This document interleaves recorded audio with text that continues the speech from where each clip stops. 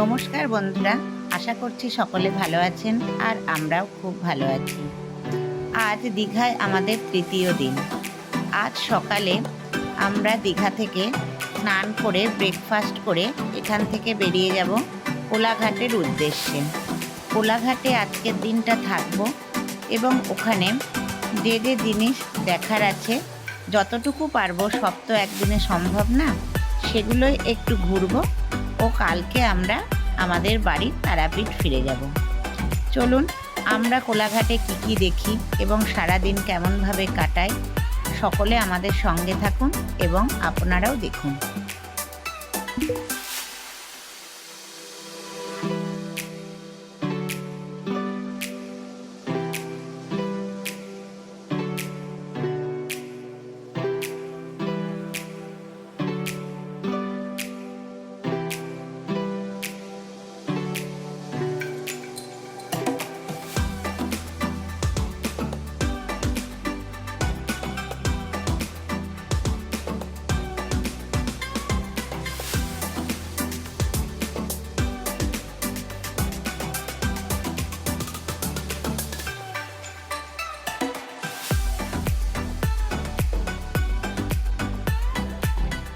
আমরা সকাল 9টার মধ্যে দীঘা থেকে বেরিয়ে পড়েছিলাম।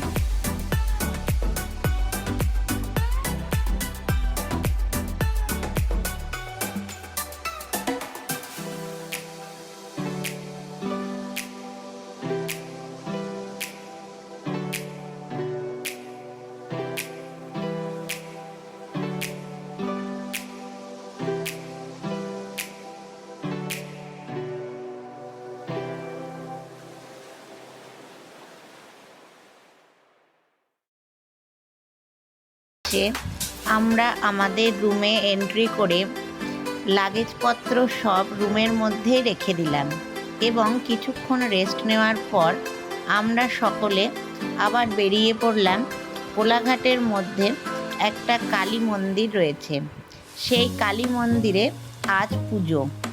আমরা প্রথমে সেখানে যাব এবং মায়ের দর্শন করব ও তারপরে আজ এক দাদা আমাদের আজ এখানে শীতলা মায়ের পুজো দেখার জন্যে নেমন্তন্ন করেছেন। এই দীপেনদায় আমাদের কোলাঘাটের সমস্ত কিছু দেখা ও ঘোরানোর ব্যবস্থা করে দিয়েছেন এবং উনি দুটি গাড়ি পাঠিয়ে দিয়েছেন। সেই গাড়ি করেই আজ আমরা সব দেখব ও ঘুরব।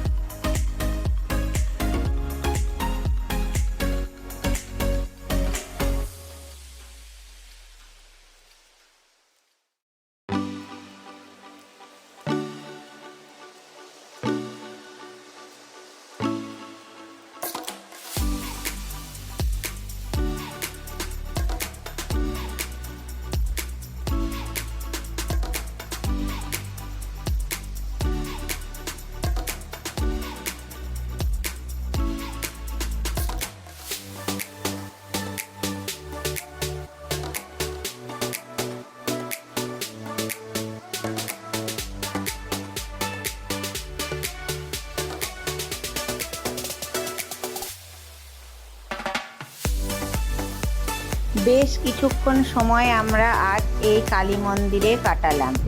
মন্দিরের চত্বরও ছিল অনেক বড়। আমরা এখানে সমস্ত এরিয়াটাই ভালো করে ঘুরে দেখলাম এবং আজ এখানে এক অন্নকূট অনুষ্ঠানের ব্যবস্থা ছিল। আমরা সেই অনুষ্ঠানের প্রসাদও সকলে মিলে খেলাম।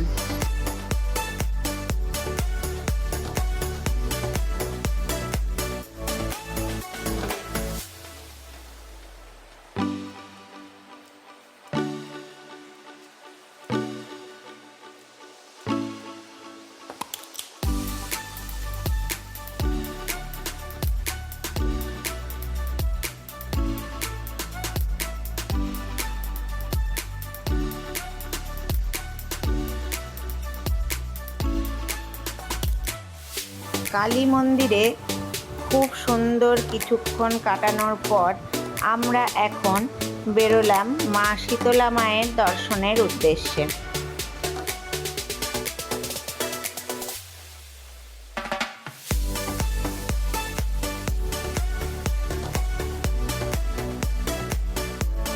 কোলাঘাটের পাশের গ্রামে দেউলটি, আর সেখানে রয়েছে শরৎচন্দ্র চট্টোপাধ্যায় মহাশয়ের বাড়ি। তাই আমাদেরকে দীপেনদা সেই বাড়ি দেখার কথাও বলেছেন। আমরা কালী মন্দির থেকে এখন দেউলটি চললাম শরৎচন্দ্র চট্টোপাধ্যায় মহাশয়ের বাড়ি দেখার উদ্দেশ্যে, কিন্তু সেই ব্লগটা আপনাদের সঙ্গে পরের ভিডিওতে শেয়ার করব।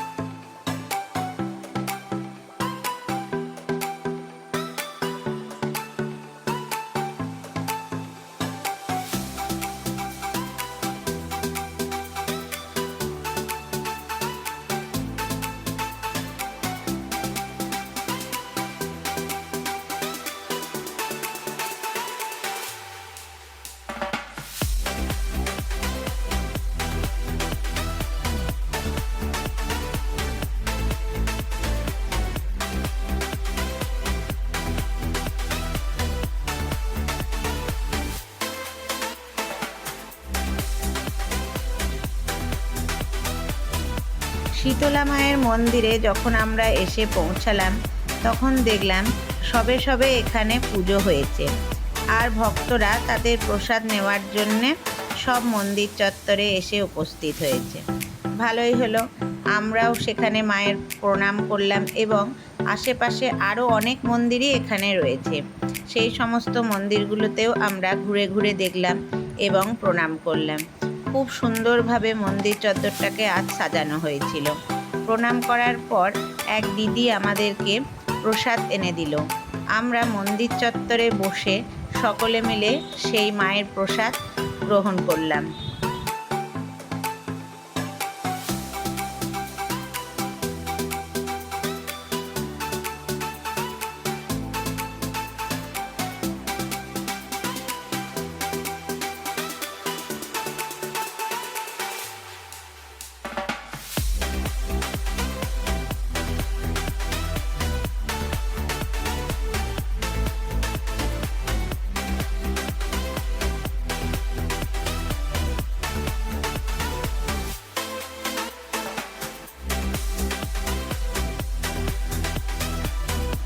খুব সুন্দর কিছুক্ষণ সময় কাটানোর পর মন্দির থেকে বেরিয়ে আমরা ওই দাদার সঙ্গে দেখা করলাম এবং সেখান থেকে আমরা আমাদের হোটেলে ফিরে আসলাম। আজকের উপস্থাপনা এতটুকুই। আশা করছি সকলকে আনন্দ দিতে পারলাম। নমস্কার, শুভরাত্রি।